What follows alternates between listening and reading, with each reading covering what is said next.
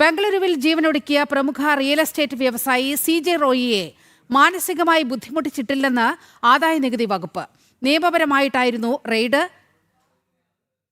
അനൌദ്യോഗികമായാണ് ഇത്തരത്തിൽ വിശദീകരണങ്ങൾ പുറത്തുവരുന്നത്.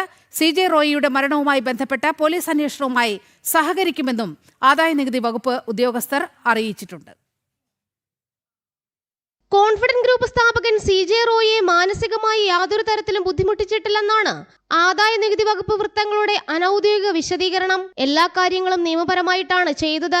റോയിയുടെ മരണവുമായി ബന്ധപ്പെട്ട പോലീസ് അന്വേഷണവുമായി സഹകരിക്കുമെന്നും ആദായനികുതി വകുപ്പ് ഉദ്യോഗസ്ഥർ വ്യക്തമാക്കുന്നുണ്ട്.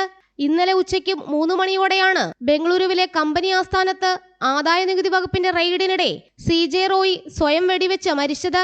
റോയിയുടെ വിവിധ ഓഫീസുകളിൽ ദിവസങ്ങൾക്ക് മുന്നേ ആദായനികുതി വകുപ്പ് ഉദ്യോഗസ്ഥർ പരിശോധന നടത്തിയിരുന്നു. പിന്നീട് പരിശോധനയുടെ ഭാഗമായി ദുബായിൽ നിന്നും റോയിയെ നോട്ടീസ് നൽകി വിളിച്ചു വരുത്തി.